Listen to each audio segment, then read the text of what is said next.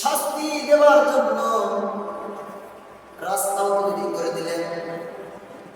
মুসা আলাইহিস সালাতু ওয়াস সালামকে আল্লাহ তাআলা বলল, ও মুসা, তোমার হাতে যে লাঠিটা রয়েছে, এই লাঠির দ্বারা শুধু তোমার আঘাত নয়, তোমারে আমি এমন একটি লাঠি দিয়েছি, এই লাঠির দ্বারা তুমি সব কিছুকে প্রতিহত করতে পারবে।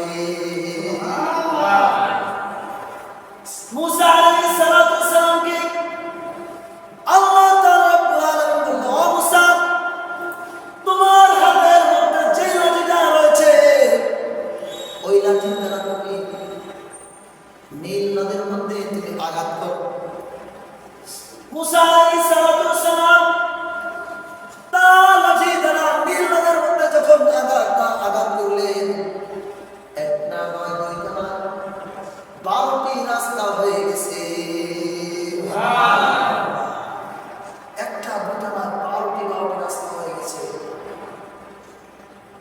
এরপরে মুসা আলাইহিস সালাতু ওয়াস সালাম এরপরে তিনি নামলেন। আল্লাহ তাআলা বললেন, মুসা, তোমার সাথীদেরকে নিয়ে তুমি নীল নদ পার হয়ে যাও। মুসা আলাইহিস সালাতু ওয়াস সালাম নীল নদের রাস্তাগুলো যখন পাড়ি দিয়ে যাচ্ছিল, যখন রাস্তা বের হয়ে গেছে, এরপরে তার সাথী সঙ্গীদেরকে নিয়ে নীল নদের মধ্যে যখন নামলো, হাইওয়ে রাস্তা, এত সুন্দর রোড দেখে অবাক হয়ে গেল। এরপরে ফিরআউন নেমে গেল, তার সাথে সব লোকে নেমে রাস্তা যখন অতিক্রম করতেছে, হঠাৎ করে মাঝ বরাবর যখন ফিরআউন নীল নদের মধ্যে মাঝ বরাবর গেলেন, আল্লাহ তাআলা রব্বুল আলামিন পানিকে আদেশ করলো, পানি তুমি তাকে চুবিয়ে মারো। এরপরে ফিরআউন একবার পানির নিচে চলে যায়, আর একবার আমার পানির উপরে চলে আসে। এভাবে ফিরআউনকে একের পর এক শাস্তি দেওয়া হইতেছে। উপরে উঠে আবার নিচে যায়। এরপরে ফিরআউন পানি খাইতে খাইতে হা করলো। আল্লাহ রাব্বুল আলামিন তখন আদেশ করলো, ও ফেরেশতা, তার মুখের ভিতরে তুমি নীল দরিয়ার নিচে থেকে মাটি এনে তাকে মুখের ভিতরে ভরে দাও।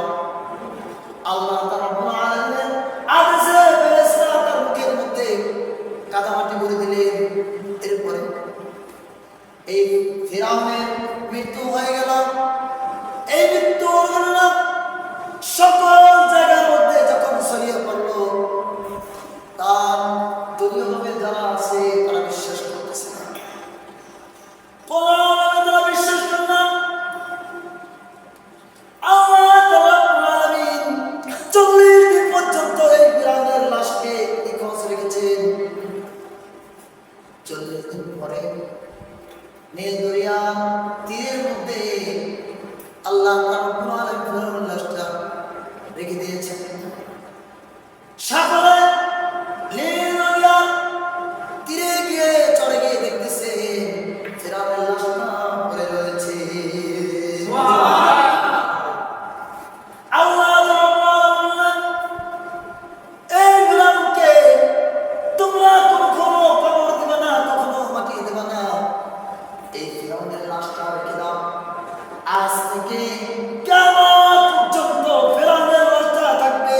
এখান থেকে মানুষ শিক্ষা অর্জন করবে, এখান থেকে মানুষ শিক্ষা গ্রহণ করবে। আজকে যারা জালিম সরকার, এই ফিরআউনের ঘটনা থেকে তারা তাদের জীবনকে পরিবর্তন করতে পারে নাই, ফিরআউনের ঘটনা থেকে শিক্ষা অর্জন করতে পারে নাই। কোন জালিম যখন মনে করবে আমি চিরদিন আমি ক্ষমতাস্থায়ী, চিরকাল থাকবো, কখনো আমাকে দুঃসাহস করা সম্ভব নয়, এই চিন্তা এই পরিকল্পনা যখন থাকবে কখনো সম্ভব নয়। ইন্না বাতশা রাব্বিকা লাশাদীদ ওয়া মাকারু ওয়া মাকারাল্লাহ আল্লাহু খায়রুল মাকিরিন। আল্লাহ রাব্বুল আলামিন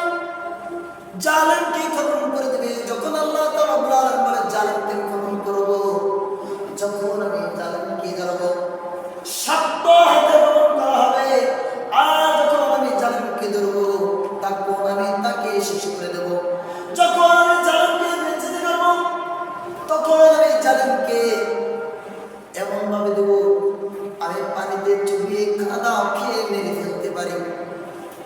জালিমের যখন জুলুমের সীমা ছেড়ে যাবে তখন জালিমকে আমি একটা জুতার বাড়ি